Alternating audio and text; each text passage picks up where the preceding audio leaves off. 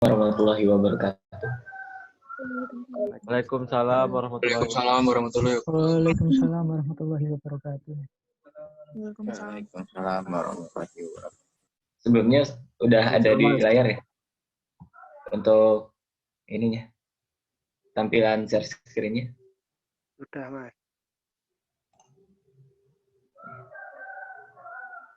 Sudah, Mas. Sudah, Kak. Oh iya, udah. Nah, pada diskusi kali ini kita akan mencoba berdiskusi tentang bagaimana kita akan bagaimana kita akan mendaftar sebagai developer, sebagai akun Twitter developer. Tapi sebelum itu mungkin kita perjelas dulu tentang NLP itu apa sih. Secara singkat, NLP itu sebenarnya dibagi menjadi dua suku kata, yakni natural language dan processing. Natural language itu bahasa alami manusia, yakni bahasa manusia sehari-hari seperti bahasa Jawa, bahasa Inggris, bahasa Indonesia gitu. Dan processing sendiri, bagaimana komputer mengolah proses bahasa alami tersebut dan memberikan suatu value gitu, suatu nilai. Jadi natural language processing adalah bagaimana komputer mengolah bahasa alami manusia dan menjadikannya sebagai suatu informasi yang bermanfaat. Untuk basic skill dari NLP sendiri dan data mining masih relate juga. Itu ada 3. Ada programming, matematika dan statistik, dan communication. Ketiga basic skill ini beririsan. Jadi kita tidak bisa menguasai satu saja. Misalnya hanya sekedar codingan yang komplit, atau matematika yang baik, atau cara menginterpretasikan dari program itu sendiri. Jadi semuanya harus balance gitu. Untuk programming sendiri, contohnya itu seperti penggunaan pandas, sklearn, terus regular expression, NLTK, dan sastrawi, yakni library asli Indonesia. Untuk matematika statistik seperti word count atau ngitung kata, dan matrik seperti matrik confusion itu membaca statistik dan melakukan sentiment analisis. Nah, untuk communication sendiri, bagaimana kita menginterpretasikan data-data yang ada atau program-program yang udah jadi menjadi sebuah informasi gitu. Bagaimana kita mengkomunikasikannya ke orang. Selain itu juga komunikasi terkait tentang bagaimana desain proyek yang akan kita buat, bagaimana apa tujuan data yang akan kita buat, terus apa yang akan kita gali gitu. Seperti itu. Nah, sekarang kita lanjut untuk poin inti pada hari ini, yakni bagaimana mendaftar akun Twitter developer. Untuk caranya sendiri saya dokumentasikan, karena kemarin udah coba buat Twitter baru dan langsung didokumentasikan. Pertama, teman-teman masuk ke developertwitter.com. Mungkin bisa di-share.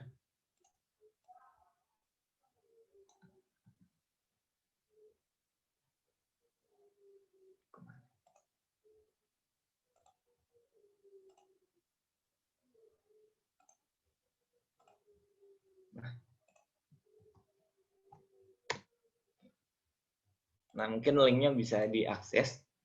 Terus nanti pada saat di dalam link tersebut, teman-teman tinggal langsung klik apply for developer account. Nah, setelah itu teman-teman pilih saja student sebagai student. Nah, di sini teman-teman tinggal mengisi sesuai dengan alamat teman-teman sendiri dan nama panggilan teman-teman. Nah, setelah itu pada ini sendiri pada laman ini sendiri, setelah teman-teman klik next di atas, maka akan ditampilkan seperti ini.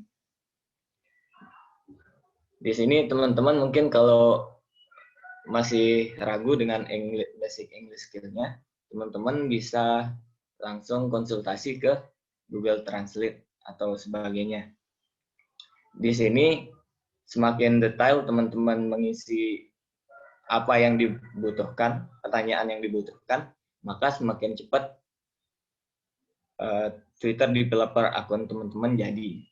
Kebetulan waktu itu ini cuma nunggu beberapa menit langsung dapat Gmail. Nanti prosesnya sambil jalan aja. Nah, pertanyaan pertama di sini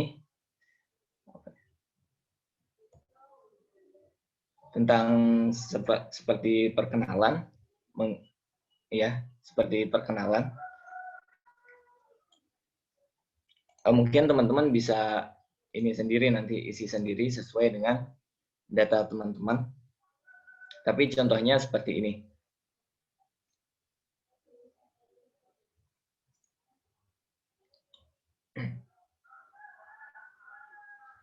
Nah, kemudian apabila teman-teman telah mengisi form, teman-teman bisa langsung mengklik looks good. Nanti ada di dalam page ketika teman-teman mendaftar. Setelah itu submit, dan di sini kebetulan setelah saya tunggu beberapa saat, terus masuk email confirmation. Dan ketika mengakses Gmail, kita akan dapat notifikasi seperti ini. Dan kita tinggal masuk saja konfirmasi emailnya. Gitu. Kemudian setelah itu akun developer teman-teman sudah jadi. Tinggal masuk ke tahap selanjutnya, tahap crawling data. Untuk pengambilan data dari website atau sosial media sebenarnya ada beberapa cara yang kita bisa lakukan. Ada teknik scraping, ada teknik crawling, dan ada juga pengambilan secara manual gitu.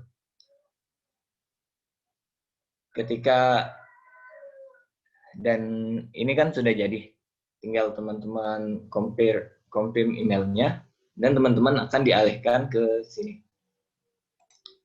Nah, berarti teman-teman sudah sukses menjadi Twitter developer. Tinggal di sini teman-teman buat apps, buat project. Untuk nama apps-nya sendiri terserah, bebas. Kalau di sini saya tulis percobaan crawling. Kemudian get case. Setelah itu maka teman-teman akan mendapatkan API secret key. Dan yang akan kita gunakan di sini ada dua, yaitu consumer key dan consumer secret. Ada 4 maksudnya. Consumer key, consumer secret, token key, dan token secret. Untuk lebih jelasnya, teman-teman bisa masuk ke portal developer Twitter. Nah, nantinya di apps yang teman-teman telah buat, di sana ada icon kunci. Teman-teman tinggal klik icon kuncinya, terus view case. Setelah itu, teman-teman salin ke Notepad buat jadi consumer key dan consumer secret key untuk view case-nya ini. Dan untuk authentication token, seperti yang tinggal teman-teman generate, terus copy untuk token case dan token secret case-nya. Teman-teman timpa ke dalam sebuah notepad. Nah, setelah itu maka tinggal kita implementasikan coding. Nah, kebetulan sekarang kita akan mencoba melakukannya dengan crawling data. Yang pertama kita buka text preprocessing. Pertama kita buka Jupyter Notebook-nya. Terus untuk teman-teman yang belum install DwiPy-nya, teman-teman bisa install atau bisa berkenalan dulu dengan mengunjungi DwiPy documentation.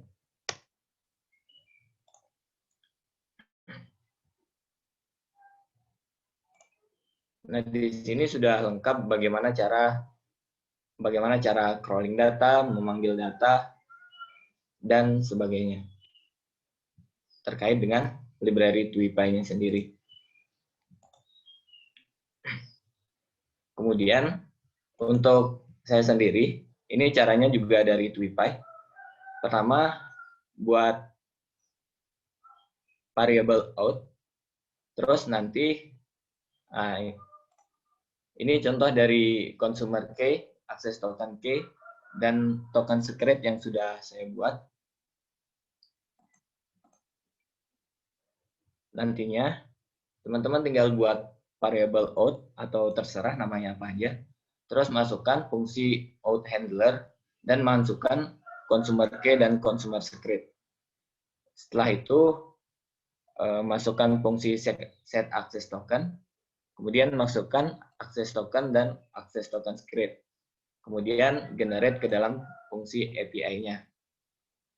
Nah, setelah itu maka kita sudah sukses untuk masuk ke dalam Twitter itu sendiri. Sekarang tinggal bagaimana kita memanggil data dari Twitter tersebut. Setelah itu, setelah kita panggil, kita akan mencoba melakukan preprocessing data. Untuk preprocessingnya sendiri di sini kita akan mencoba data cleaning, data tokenized, terus pre-distributed atau melihat berapa banyak kata tersebut muncul. Normalization ini mengubah kata ke dalam bentuk aslinya, misalnya YG menjadi yang, DLM menjadi dalam gitu. Dan stemming ini sama seperti normalization, tapi stemming ini hanya mengubah kata dengan cara menghilangkan prefix atau suffiksnya atau kata depan dan belakangnya.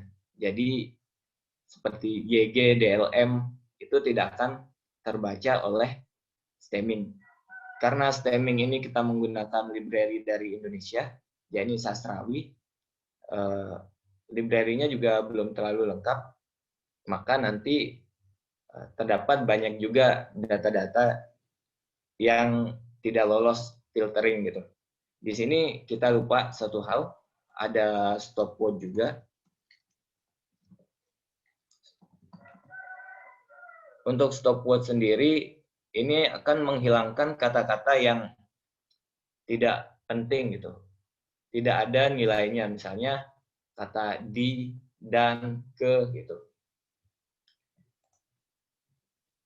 Ini dilakukan karena ketika nantinya misalnya kita akan menggunakan library melihat kata mana yang paling banyak muncul. Kata-kata ini akan mengganggu proses tersebut karena kata-kata ini pasti akan masuk ke kata-kata yang paling banyak muncul.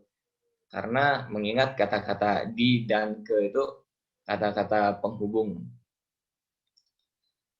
Kita lanjut. Pertama-tama kita akan melakukan pengambilan data dari Twitter.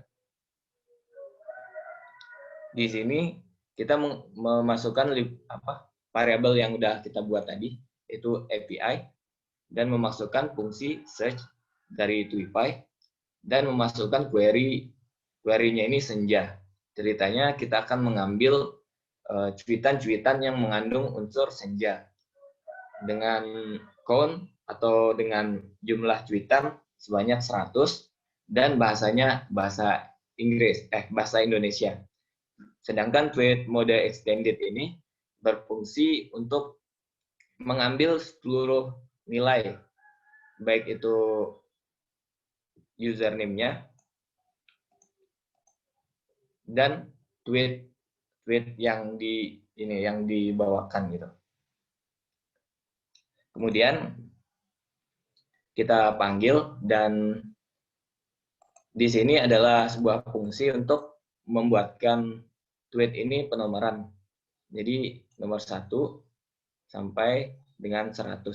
Kebetulan yang kita tampilkan di sini indeks 0 sampai 10. Nah, yang pertama-tama ada kelupaan satu juga, yakni case folding.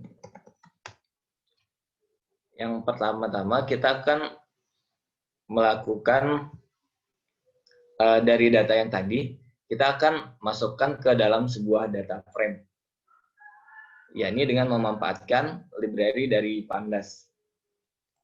Setelah itu kita masukkan ke dalam fungsi untuk menjadikannya sebuah data frame dengan nama kolom tweet. Nah, di sini jadilah data frame-nya. Sekarang langkah pertama yang akan kita lakukan itu, sebelum itu di sini juga kita bisa menyimpan filenya dalam bentuk CSV dengan cara seperti ini. Untuk data preprocessing yang pertama akan kita lakukan yakni case folding. Case folding ini sendiri mengubah huruf kapital menjadi huruf kecil semua. Jadi bisa kita lihat perbedaannya. Ini DF sebelum dikasih fungsi case folding, dan ini DF setelah dikasih. Kita bisa lihat di sini ada lunar PW ini menjadi huruf kecil, dan di sini huruf kecil semua jadinya. Kemudian setelah itu kita akan mencoba melakukan data cleaning. Data cleaning itu berfungsi untuk menghapus nilai-nilai yang kita tidak butuhkan, seperti spasi, backslash, emoticon kalau ada, terus hashtag, dan URL HTTP. Nah, di sini kita menggunakan library regular expression. Untuk untuk sintaknya sendiri, teman-teman tidak perlu bingung dan tidak perlu menghafal, karena sudah banyak juga bertebaran di Google gitu. Karena di NLP sendiri tidak terlalu memusingkan tentang bagaimana implementasi codingnya, tapi merupakan combine dari programming, matematika dan statistik, serta komunikasinya. Jadi bukan hanya tentang coding saja. Terus setelah itu di sini kita akan mereplace dari tab, terus enter atau new line, dan backslash. Kita akan replace dia ke dalam tempat kosong gitu. Ini merupakan cara kita menghapus spesial karakter yang kita inginkan gitu. Begitu juga dengan ini dengan hashtag. Hashtag kita akan menginisialisasi semuanya terlebih dahulu, terus kemudian menggantikannya dengan sebuah spasi kosong gitu. Terus kemudian ketika fungsi ini telah dijalankan, kita apply ke dalam DF tweet.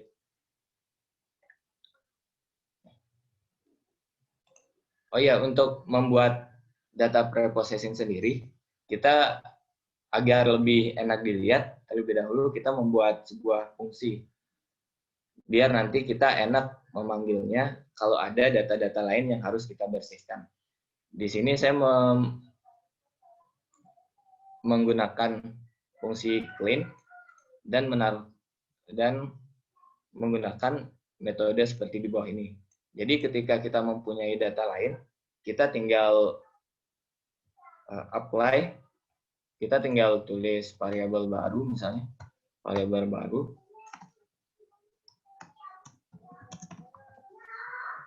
kemudian kita apply ke data tersebut, ke data kolom tersebut gitu. Kemudian kita apply. Itu kelebihan dari menggunakan sebuah fungsi. Begitu juga nanti cleaning dan preprocessing di bawahnya. Sehingga fungsi-fungsi tersebut kita bisa gunakan berkali-kali. Setelah itu juga kita akan menghapus penomoran. Caranya sama saja seperti clean text di atas. Setelah kita hapus penomoran, kita juga menghapus spesial karakter seperti tanda tanya, tanda seru, tanda bagi kalau ada. Kemudian kita aplikasikan. Caranya juga sama. Nah, di sini kita akan menghapus white space atau spasinya. Kita akan menghapus spasi di depan dan di belakang. Kemudian di sini kita menghapus multiple spasi dengan single spasi. Terus hasilnya kita akan aplikasikan ke DF tweet.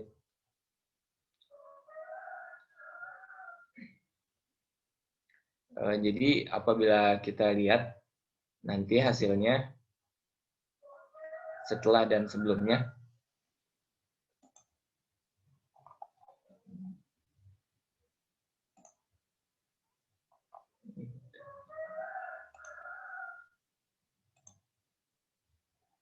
kita bisa lihat hasilnya di sini. DF tweet.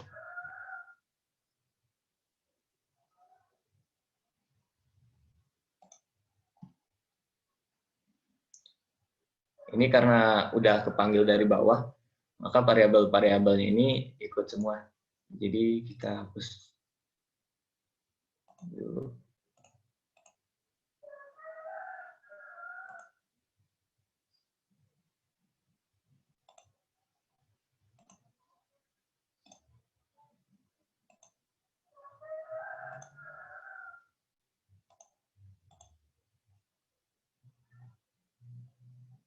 Nah, ini hasilnya setelah kita lakukan remove spasi, remove number, terus remove emoticon, link, hashtag, dan URL. Hasilnya akan seperti ini. Kemudian di sini kita akan membuat tweet yang sudah bersih tadi menjadi satu kata-kata. Kita akan memecahnya jadi sebuah kata demi kata. Di sini kita menggunakan fungsi tokenize. Tokenize sendiri sudah ada di NLTK. Nanti untuk cara pendownloadannya cukup tinggal import NLTK.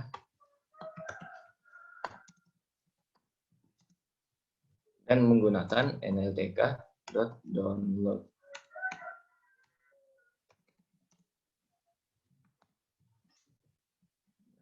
Seperti itu.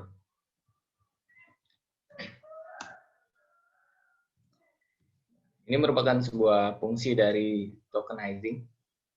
Nah, di sini bedanya adalah dari satu kalimat tadi akan dipisah menjadi kata per kata gitu. Maafin, iya, banyak, membulingnya, dan seterusnya.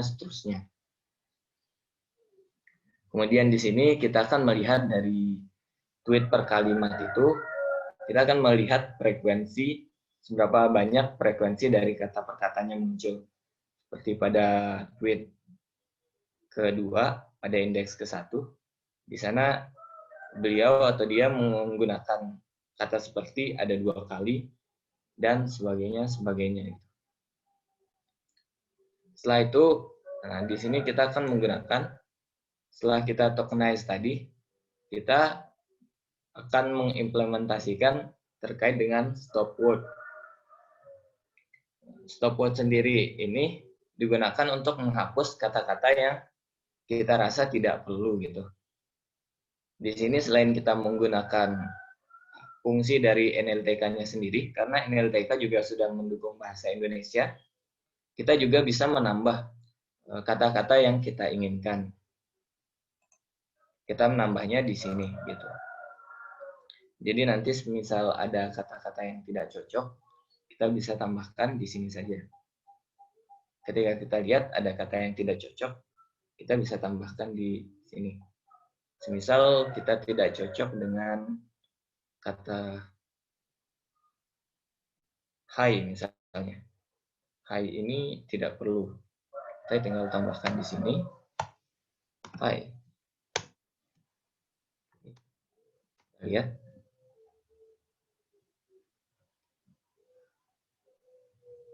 Ah, high-nya hilang, jadi high saja. Bukan. Di stop word. High kurang I.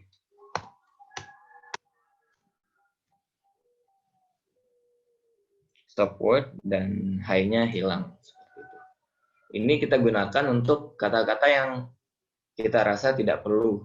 Seperti kata hubung atau kata sambung dan sebagainya. Jadi kalau kita rasa perlu, jangan ditambahkan. Seperti itu. Kemudian setelah kita melakukan stop word, kita juga akan melakukan normalisasi. Normalisasi ini merupakan sebuah bentuk penyesuaian dari kata-kata yang digunakan di Twitter, karena kata-kata yang keluar di sosial media ini kan tidak mempunyai aturan gitu.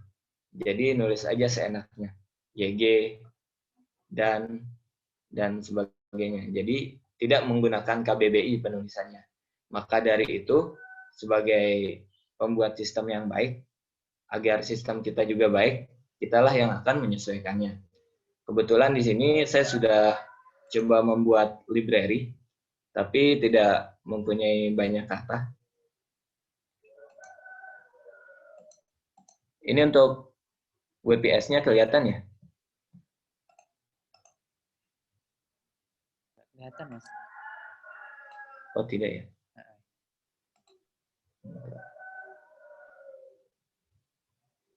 Jadi di satu folder yang sama, saya mencoba membuat sebuah XLS atau Excel terkait dictionary atau kata-kata yang kita butuhkan, seperti mengganti high nantinya sebagai high saja, nggak usah kebanyakan I dan sebagainya. Di sini kita coba dari stop word yang ada, kita ingin mengubah misalnya kata maafin ini menjadi maafin sesuai dengan kaidah KBBI-nya. Kita coba, kita perbaharui dulu ininya, apa namanya, dictionary-nya. Kata maafin menjadi kata maaf ya, maaf.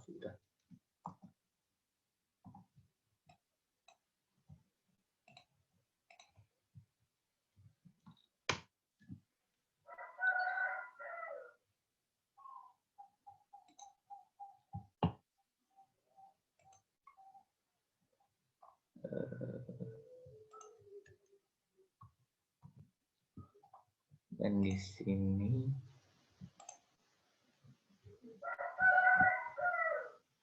df stop word lain normal. Oke. Maafin jadi salah. Maafin pakai V menjadi kata maaf. Kita coba jalankan. Nah, di sini bisa dilihat dari stop word kata maafin kita ubah menjadi kata maaf. Jadi sesuai dengan KBBI-nya lagi. Sehingga nanti apabila kita melakukan sebuah pengolahan data, misalnya melakukan sebuah klasifikasi, komputer tidak salah paham. Seperti itu. Kemudian setelah itu, setelah data normal, kita juga ada library stemming. Stemming ini seperti yang sudah saya katakan di awal, akan merubah prefix, akan menghapus prefix dan suffix, atau menghapus awalan dan akhirannya. Di sini kita menggunakan sastrawi dan library sweeper. Sweeper ini untuk melihat bagaimana perbedaan perubahannya per kata gitu. Dari kata maaf dan sebagainya. Untuk library sastrawi ini sendiri sebenarnya bisa kita ubah nantinya di dalam fungsi streamer file-nya. Bentar, ini bisa.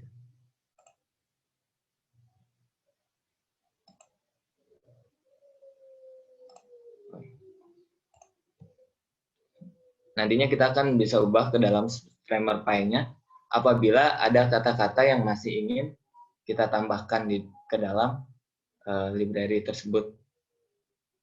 Kita bisa modifikasi di dalam library tersebut. Itu nantinya ada di dalam package lib di dalam Anaconda.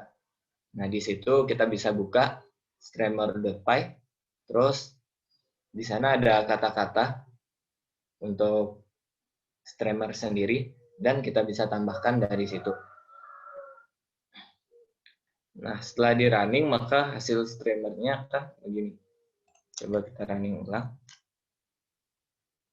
Nah, di sini streamer akan mengubah kata sebelum di stem dan kata yang sudah di stem. Maksud saya, di sini akan diperlihatkan kata sebelum di stem dan kata sesudah di stem.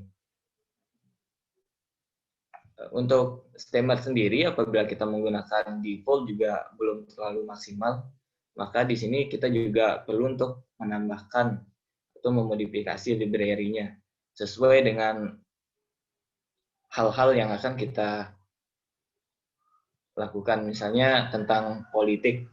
Nah, kata-kata yang berbau politik kita juga bisa tambahkan di sana agar steamernya sendiri maksimal. Itu.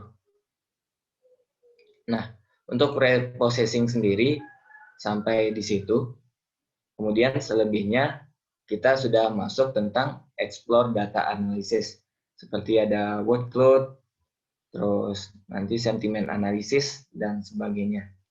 Sedikit gambaran saja untuk word cloud-nya sendiri. Ini akan menampilkan kata-kata yang paling sering digunakan atau kata-kata yang paling sering di-tweet. Misalnya di sini ada senja, aku, pertama, tahun ini, gitu, dengan, dan sebagainya. Dari situ kita bisa melihat tweet yang kata-kata yang paling sering di-tweet. Lebih dalam kita bisa analisis apakah kata-kata tersebut termasuk sentimen positif dan sentimen negatif. Untuk sentimen analisis ada sedikit gambarannya sendiri. Di sini saya ambil dari library yang di-share Pak Iwan. Di sini contohnya kita akan di sini sentimen analisisnya menggunakan Python dan library NLTK, yakni fungsi klasifikasi. Lebih jelasnya naive Bayes classifier. Nantinya di sini kita akan membuat sebuah fungsi untuk mengklasifikasikan apakah kata ini termasuk sentimen positif atau kata ini termasuk sentimen negatif.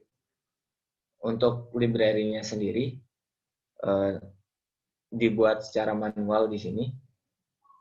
Nantinya juga kita bisa menambahkannya dengan satu file gitu, satu dictionary besar. Misalnya di sini saya akan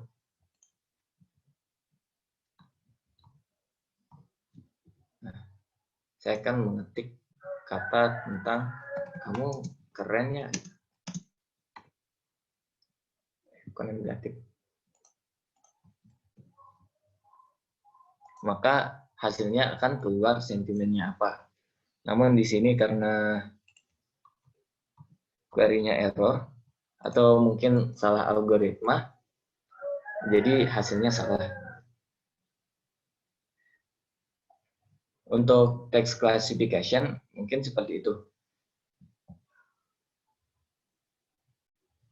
Sekian.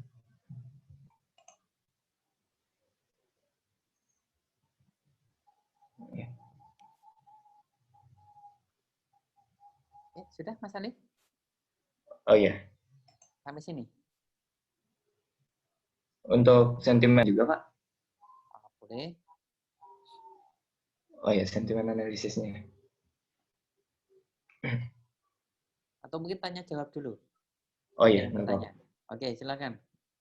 Sampai sini tadi kita sudah diskusi tentang bagaimana jadi developer, kemudian preprocessing ya. Preprocessing sama sedikit tentang word count. Nah, satu yang ini pada preprocessing itu bertahap ya. Artinya setelah ini, kemudian ini, setelah ini, kemudian ini.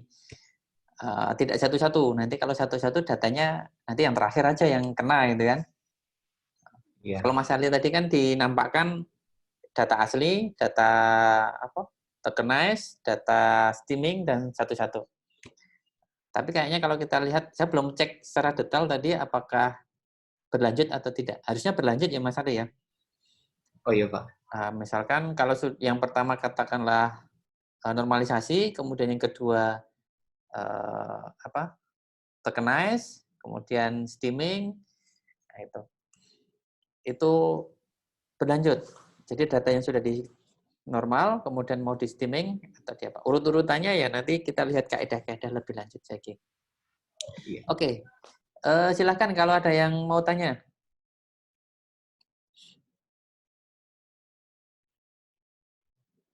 Halo? Halo, halo. Izin Pak, mau bertanya. Oke, silakan. Mbak siapa ini? Mbak Regina. Iya Pak. Oke, silakan Mbak. Ya tadi awal-awal tadi dijelasin sama Mas Ali tentang 3 metode. Ada salah satunya ada crawling, ada manual, sama ada satunya lagi lupa tadi. Itu perbedaannya apa? Terus apa namanya? Apa kelebihannya crawling gitu? Soalnya sering dengar itu crawling aja gitu. Padahal ada 3 metode tapi sering didengarnya crawling aja. Kenapa gitu? Terus tadi yang kedua sempat dijelasin tentang processing. Oh, yang itu yang ubah huruf besar ke yang tadinya huruf besar ke huruf kecil. Itu tujuannya kenapa gitu? Kenapa harus diubah? Terima kasih. Oke. Gimana Mas Ali? Yang pertama perbedaan antara scraping, terus apa lagi? Scraping, crawling, Crawling sama manual. Nah, kalau secara manual itu kita ngambil data langsung sih. Jadi kita buka Twitter, misalnya kita ingin mengambil data dari Twitter, kita buka Twitternya sendiri, terus kita ambil satu-satu data yang ada. Nah itu secara manual. Kalau scraping sendiri, saya belum terlalu dalam, tapi di situ seperti memanfaatkan dari inspect yang ada di Google Chrome gitu. Jadi kita ambil datanya dari situ, dari inspect yang ada. Dan crawling sendiri kenapa lebih populer? Karena crawling lebih simple ya kalau misalnya. Seperti itu mungkin. Kalau yang lain saya belum terlalu mendalami sih. Scraping dan sebagainya.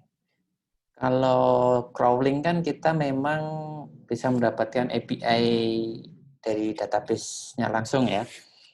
Jadi data lebih mungkin bisa jadi lebih komplit lah ya, lebih detail yang tersimpan di sana.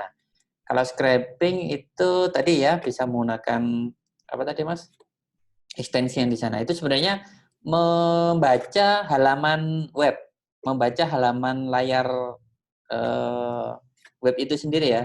Kan ketika kita buka sosmed itu kan layar banyak data di sana. Nah, scraping itu lebih cenderung untuk membaca layar yang ada di sana, data-data di sana itu scraping. Terus kemudian yang cara manual, bisa juga cara manual dulu pernah kita coba copy paste. Jadi halaman apa namanya? Twitter, ya siapa saja lah halaman Twitter. Kalau kita lihat Twitter orang lain misalkan atau suatu akun tertentu, kan ada posting-postingannya itu. Kita tinggal di blog, copy, kemudian dipaste. Itu cara manual. Dan itu bisa. Kira-kira begitu Mbak Regina? Oh iya, untuk scaffolding ya. Scaffolding-nya. untuk scaffolding sendiri, karena di dalam algoritmanya sendiri itu ketika kita membuat tahun, tapi T-nya huruf kapital dan tahun T-nya huruf kecil itu, komputer akan menafsirkannya menjadi beda gitu. Jadi disamakan dulu. Mungkin singkatnya seperti itu, Pak. Bisa jadi karena ini ya, kalian dulu belum, saya nggak ngajarkan di mata kuliah algoritma pemrograman sih di SE. Kalau di matematika dulu saya menjelaskan tentang ini, kode ASCII dari huruf besar sama huruf kecil kan berbeda. Ya, kode ASCII-nya. Sehingga kalau kita ubah ke dalam bentuk nilai, itu nanti nilainya juga berbeda. Jadi nilai binernya akan berbeda. Sehingga mempengaruhi hasil analisisnya nanti. Kalau huruf kecil semua atau besar semua kan seimbang gitu kan. Gitu. Yang lain mungkin ada pertanyaan lagi, silahkan. Saya, Pak. Ya, silahkan. Tadi kan dijelaskan, Pak, ya, kalau mengubah kata-kata yang kayak singkatan, misalnya YG menjadi yang, DLM menjadi dalam, itu kan diubah menjadi kata yang lengkapnya gitu kan. Nah, itu kita mengetahui di data yang kita olah itu ada kata singkatan kayak gitu gimana, Pak? Apakah ada cara yang khusus atau dicari manual? Kemudian tadi kalau tidak salah itu kan dijelaskan bahwa ada step di mana spasi itu harus dihapus ya. Nah, itu kenapa, Pak? Oke. Mas Ali? Oh iya. Dari cara pengubahan normalisasi ya. Untuk normalisasi sendiri, ini juga masih saya baru pelajari ya. Tapi kalau dari cara saya sendiri barusan itu, kita menambahkan dictionary secara manual. Jadi kita membuat dictionary sendiri, seperti kata YG, DLM, atau kata-kata yang kita tahu, dan kita ubah ke dalam bentuk sebagaimana mestinya. Mungkin kalau tentang normalisasi itu. Ya. Dampaknya apa kalau misalnya kita nggak diubah gitu misalnya? Kalau misalnya tetap IEG aja gitu. Kita nggak bisa interpretasikan. Nantinya kalau misalnya kita kita melakukan sentimen analisis misalnya. Nantinya hasil sentimen analisis kita juga kurang akurat. Ya. Mungkin seperti itu. Ya. Karena ketika misalkan word clone atau apa itu kan kata-katanya kan harus sama ya. Sehingga kita perlu standarisasi ke dalam KBBI semua. Misalkan yang, kemudian YG itu kan harusnya satu makna. Tapi kalau ketika dipecah dan tidak distandarisasi menjadi kan nilai yang berbeda jadinya. Ya enggak? Kalau kita klasterkan, kelompokkan kan dia akan terpisah. Sedangkan dia dalam satu kelompok yang sama. Sehingga diperlukanlah itu tadi normalisasi supaya standar semua. Terus bagaimana standarisasi itu? Memang kita perlu library-nya itu, ya. Memang dalam text mining yang paling penting adalah kita library-nya itu, database kata-kata yang singkatan-singkatan seperti itu kan perlu kita simpan. Nah, ini yang sedang dikembangkan. Tadi di dalam sastrawi pun juga sedang mengembangkan itu semua. Jadi untuk preprocessing itu, gitu lah. Caranya memang kita harus merangkum kata-kata yang mungkin disingkat sehingga bisa dikembalikan lagi ke kata yang tepat. Ya, gitu. Itu Mas Rahman. Ya Pak, terima kasih Pak. Oke, ada lagi? Nah, sebenarnya ini penting nanti kalau kita bisa nanti keroyok bareng-bareng. Kemarin Mas Ali kan sempat diskusi dengan saya, Pak. Memang ada bagian yang memang belum sempurna ya Mas Ali ya. Iya Pak. Ya, karena pengembangan di Indonesia ya mungkin baru-baru ini sedang trennya lagi naik daunnya, sehingga dikembangkanlah sastrawi itu. Mungkin belum optimal. Dan beberapa peneliti-peneliti yang lain itu juga membuat database sendiri. Nah, kalau kita mau membuat database sendiri, ya nggak mungkin kalau hanya 1-2. Kalau bisa kan dikeroyok bareng-bareng. Kalau teman saya itu di Bandung, karena memang di sana prodinya menekuni itu ya, sehingga banyak mahasiswa yang tertarik, sehingga dikeroyok bareng-bareng. Misalkan satu mahasiswa membuat 30 library atau 30 database. Kemudian mahasiswa yang lain 30 yang berbeda, yang lainnya 30 yang berbeda, sehingga terkumpul banyak. Nah, kalau kita mau, ya nanti kita mulai kalau ingin membuat database itu sendiri bisa dikembangkan. Nah, ini sebenarnya mau saya mulai dari Mas Ali ini. Nanti saya kalau dia sudah buat beberapa library, siapa tahu nanti teman-teman yang lain mau bantu bisa menambahkan di sana. Nanti bisa di-share database yang sudah ada, nanti ditambahkan apa saja yang mungkin itu. Terus yang kedua tentang tadi kan ada sedikit sentimen analisis di terakhir itu ya, positif, negatif, netral. Nah itu memang saat ini database itu positif, netral, dan negatif itu ya memang dari kita. Ada banyak teknik-teknik atau cara-cara yang bisa kita gunakan ya. Nah, mungkin suatu saat nanti kalau misalkan kalian mengembangkan itu, boleh kita diskusi lebih lanjut. Gitu. Oke, silahkan yang lain. Ya mungkin ada pertanyaan lagi.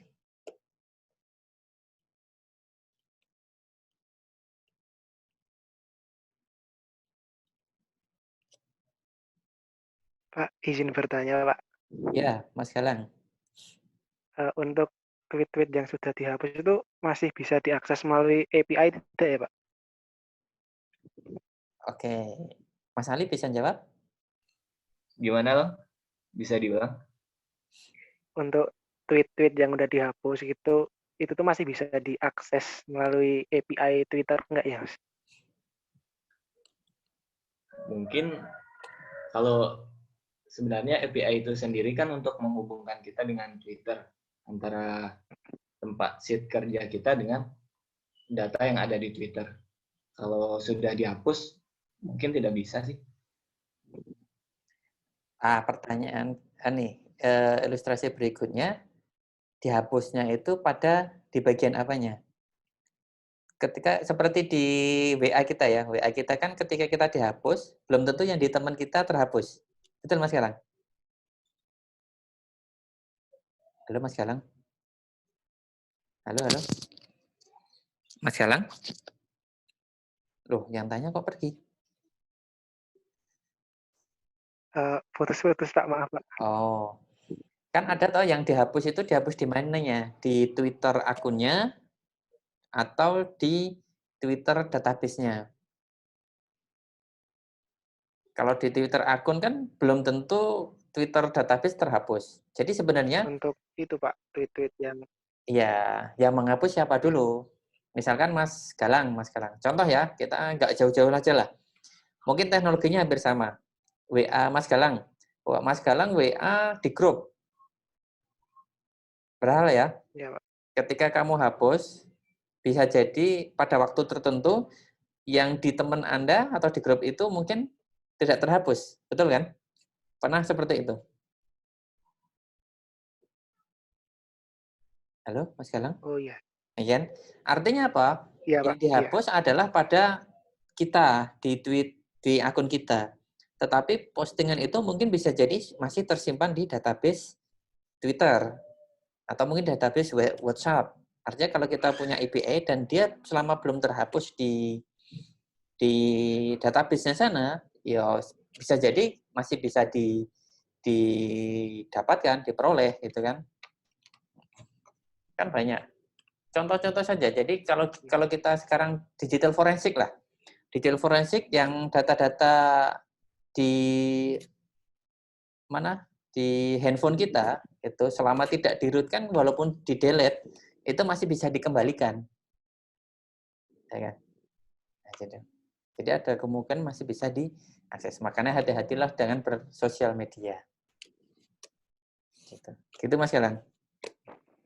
Iya, Pak. Oke, ada lagi yang lain? Iya, terima kasih, Pak. Ya. Ada lagi yang lain yang ingin tanya?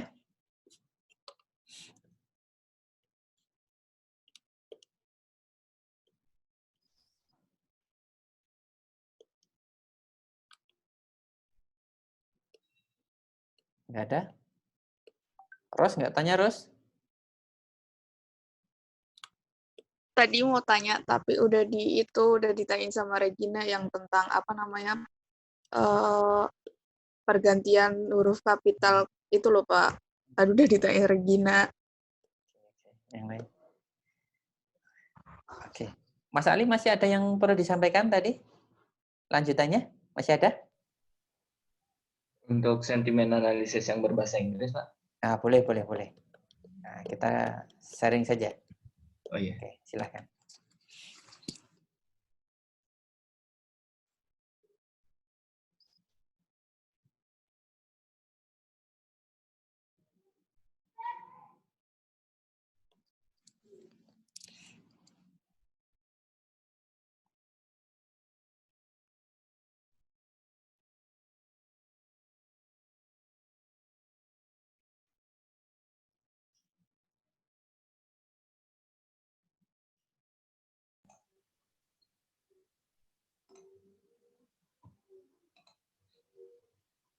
Nah,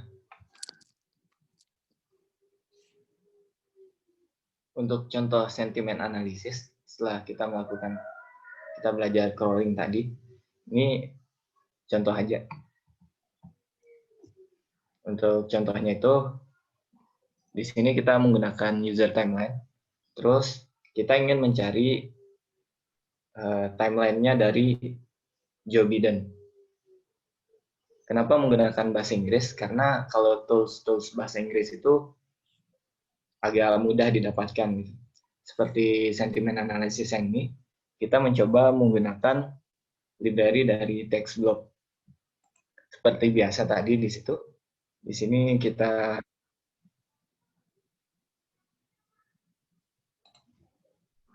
seperti biasa. Di sini kita ada pemanggilan tweet-nya atau crawling dari tweet itu sendiri. Terus nantinya setelah itu kita ubah ke data frame, kita lakukan clean text atau preprocessing. Nah, kalau ini langsung kepada fungsi text block-nya sendiri. Text block ini sendiri untuk menganalisis bagaimana sentimen yang ada pada data yang kita tuju. Misalnya data ini kita menganalisis bagaimana sentimen Twitter terhadap data dari Joe Biden itu sendiri. Di sini tinggal kita masukkan fungsi dari text block-nya sendiri.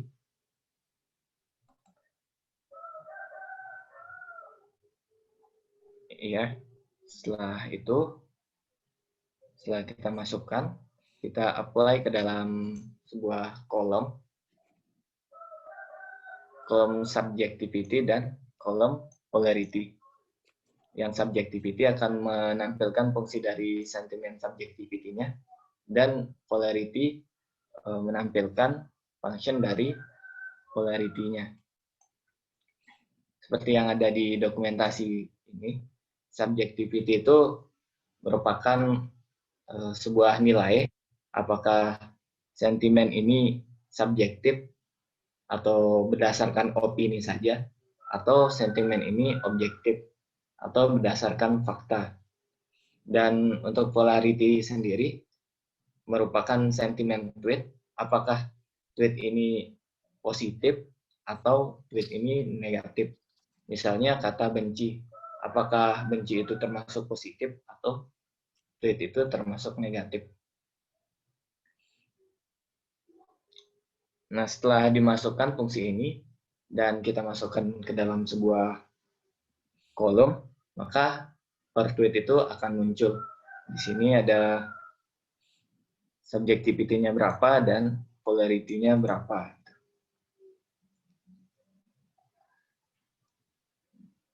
Kemudian di word cloud sendiri, kita bisa melihat kata-kata yang paling sering muncul tentang Joe Biden ini.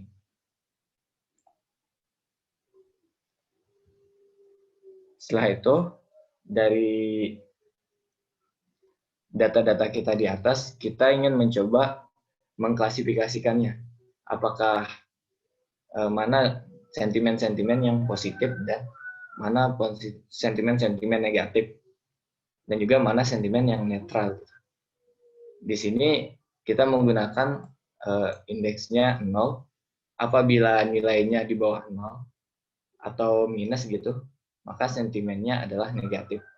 Apabila di atas 0, 0,1, 0,2, atau 1, maka nilainya adalah positif.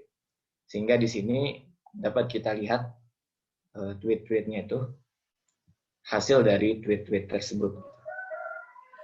Nah, ini untuk menampilkan semua tweet-tweet yang bernada positif tweet. Dan ini query yang menampilkan tweet-tweet yang bernada negatif tweet. Selain itu, kita juga bisa melihat pemetaannya menggunakan PLT yang biasa kita gunakan di dalam data mining untuk melihat sebaran polarity dan subjectivity-nya. Nah, setelah itu di bawah ini kita bisa lihat seberapa besar sentimen positif, netral, dan negatif terhadap job bidang itu sendiri. Untuk sentimen analisis yang berbahasa Inggris mungkin cuma itu, Pak. Terima kasih. Oke, baik. Kalau ada yang mau ditanyakan diskusi, mari kita diskusikan.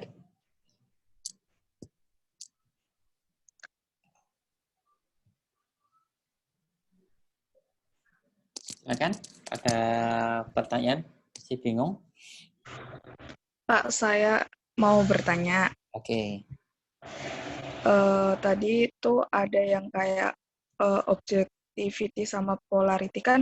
Tadi ada yang didapat nilainya misalkan 0,000 atau 0, sekian. Nah, itu ada kriteria tertentu untuk dapat dibaca atau dalam suatu kondisi atau bagaimana Pak untuk terkait hasil dari itu?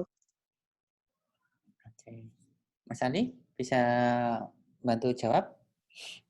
Oh iya, Pak. Ini enaknya kalau tweet itu berbahasa Inggris, jadi sudah ada fungsi yang secara otomatis akan mengklasifikasikannya apakah sentimennya termasuk nilainya berapa ya. Nah, ya nanti di dalam fungsi tersebut sebenarnya kalau kita gunakan kan sudah otomatis gitu. Tapi di dalamnya itu ada matematikanya lah. Misalnya, dan ada juga perpaduan antara matematikanya dan dictionary yang ada. Misalnya dictionary ini misalnya kata ini adalah kata yang positif seperti saya perlihatkan di awal itu. Nah, diklasifikasikan apakah kata ini positif atau termasuk kata negatif gitu. Nanti setelah itu dirumuskan ke dalam matematikanya, kemudian baru keluar hasilnya seperti itu. Untuk rumusnya sendiri saya kurang ingat, tapi kemarin untuk tweet berbahasa Indonesia udah saya coba buat gitu, tapi kayaknya masih belum maksimal. Ya, memang itu ada ininya ya, ada rumusnya ya untuk mencari polarity dan subjectivity. Ya. Kita tidak perlu membahas secara matematikanya ya, pusing nanti malahan. Yang jelas kita bisa memaknai sekian nilai sekian itu maknanya seperti apa. Sekian. Tapi kalau dari contoh tadi, salah satunya adalah untuk melihat sentimen itu positif, negatif, atau netral. Salah satu fungsinya itu, salah satu itu.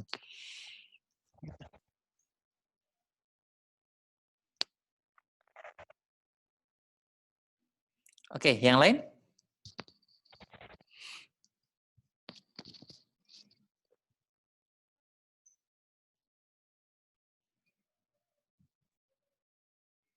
Maaf Pak, berarti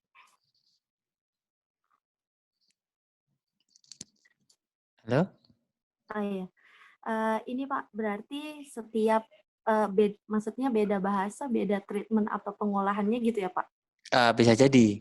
Ya, makanya kan ini kan lagi tantangan untuk Indonesia ya. Kalau kita berbicara di tweet berbahasa Indonesia itu tantangannya adalah beberapa database atau library itu memang belum terlalu optimal. Salah satu yang memang sudah cukup leading itu sastrawi itu. Tapi kan mungkin ada beberapa library tertentu karena Indonesia itu uniknya adalah bahasa daerahnya tuh banyak. Ya enggak?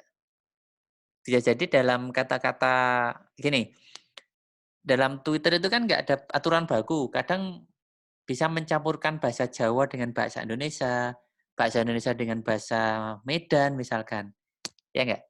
Nah, memang uniknya ada di situ. Itu tantangan yang memang masih perlu kita menjadi challenge kita lah, menjadi tantangan lah ya. Tantangan kita ketika kita mau mengambil ke ranah sosmed yang memang di dalam bahasa Indonesia. Tapi dalam bahasa Inggris, karena mungkin dalam bahasa Inggris itu jarang ya pakai dialek-dialek atau ini yang jarang tuh bahasa Inggris itu yang orang luar tuh menyingkat bahasa Inggrisnya itu loh. Salah satunya. Kalau bahasa Indonesia itu kan sering, apalagi bahasa-bahasa gaul gitu kan. Itu tantangan di sosmed yang memang berbahasa Indonesia. Gitu. Gitu Mbak Regina. Ya, baik Pak. Oke, yang lain? Silahkan. Langsung saja, langsung ngomong boleh. Atau mau di chat juga enggak apa-apa.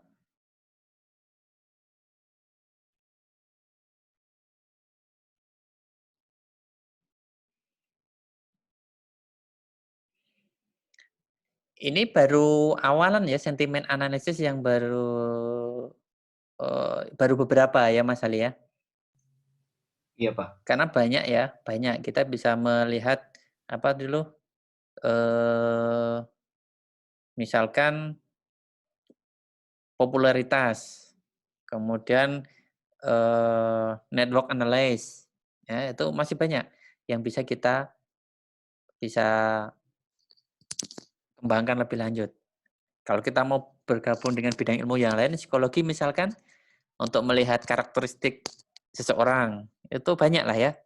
Banyak tergantung masalah apa yang akan kita angkat di sana. Tujuan dari data itu nanti kita olah yang seperti apa. Karena data kalau kita sudah punya API kan data berlimpah gitu kan. Datanya berlimpah. Nah, kita mau tujuan untuk apa? Kita bisa menggunakan teknik yang untuk mencapai tujuan tersebut. Kemarin sudah ada beberapa topik-topik yang saya diskusikan dengan Mas Ali. Kalau mungkin nanti ada beberapa yang tertarik bisa ngubungin Mas Ali untuk diskusi lebih lanjut. Kalau mau dilanjutkan nanti bisa diskusi lebih lagi dengan saya atau kita bareng-bareng. Nanti banyak yang bisa kita lakukan. Gitu. Oke, ini ya dari Hilda. Tadi kan. Nah, fungsi dari analisis sentimen tersebut untuk apa ya Pak? Terima kasih. Untuk apa Mas Ali? Kira-kira untuk melihat sentimen itu. Ini kan baru salah satunya ya, salah satunya.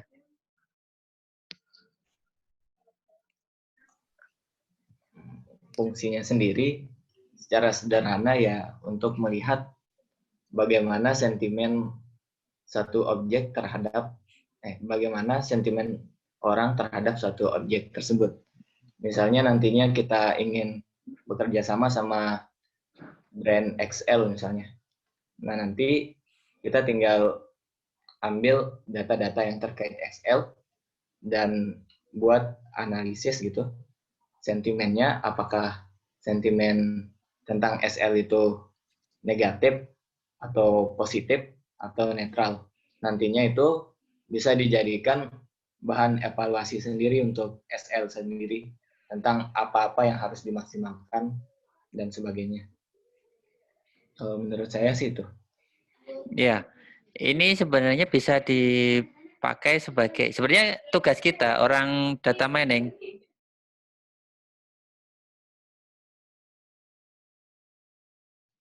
Jadi tugas kita itu kan sebenarnya mengolah data untuk memberikan penunjang suatu keputusan, ya, penunjang suatu keputusan. Di support decision maker atau support decision maker, ya, atau disebut dengan apa?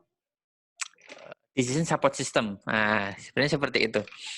Kalau ini banyaklah ya, tergantung dari tadi.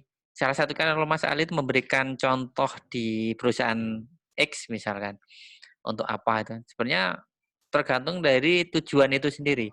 Banyaklah ya, bisa untuk promosi, untuk bisa evaluasi tadi, ya.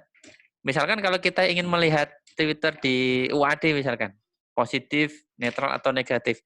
Kalau kita lihat produk, kalau banyak yang negatif berarti artinya apa? Produk itu kan berarti nilainya juga nggak bagus kan? Kalau positif berarti kan nilainya bagus. Kan gitu. Nah, bisa untuk menunjang pemasaran, untuk pokoknya macam-macam tergantung dari tujuan. Nah, tugas kita sebenarnya pada bagian pengolahan data sebagai decision support, ya, untuk support pembuat keputusan. Nah, bagaimana untuk memberikan rekomendasi itu nanti kita kembalikan ke bidang ilmunya masing-masing atau pada bidangnya masing-masing. Kalau ke pemasaran nanti ya bisa memberikan rekomendasi seperti ini.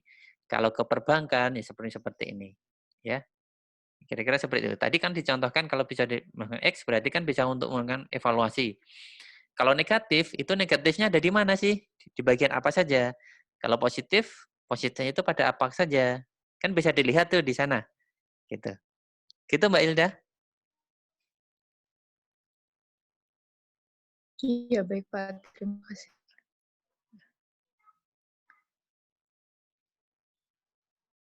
Oke, yang lain? Ada yang lain lagi? Silakan.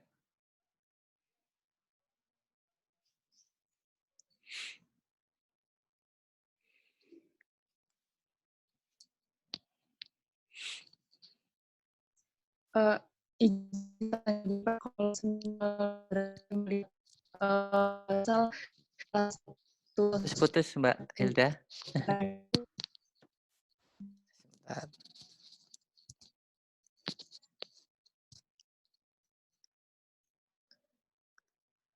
Sinyalnya kurang bagus kayaknya.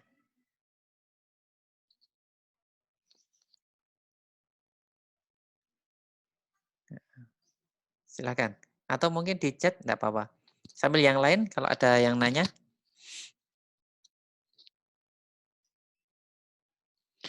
Mas Ali nanti bisa tolong di-share ya. Tadi codingnya itu mungkin bisa dipakai untuk latihan teman-teman di sini. Oh iya Pak, nanti saya share di GitHub. Walaupun library-nya ya mungkin belum maksimal ya. Tapi paling Siap, tidak Pak. bisa untuk di-share untuk belajar teman-teman yang di sini semua.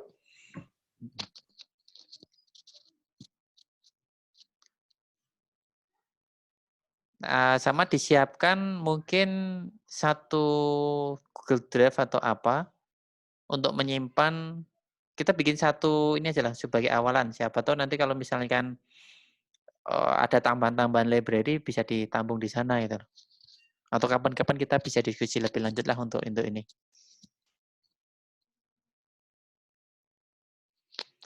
Oke, ini pertanyaan lanjutan dari Mbak Ilda. Berarti kita bisa melihat salah satu akun seseorang apakah bernilai positif atau negatif gitu Pak ya. Yang dinilai bukan akunnya Mbak. Yang dinilai itu tweetnya. Ya. Tweet. Bukan akunnya ya. Nah, jadi tweetannya dalam, misalkan Mbak Ilda punya Twitter. Banyak kata-kata yang di sana. Nah, pada tweetan itu lebih banyak negatifnya atau lebih banyak positifnya, kan gitu.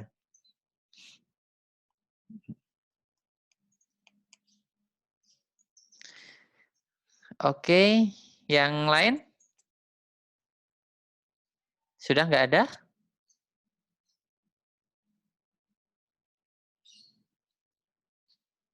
Halo, sudah nggak ada?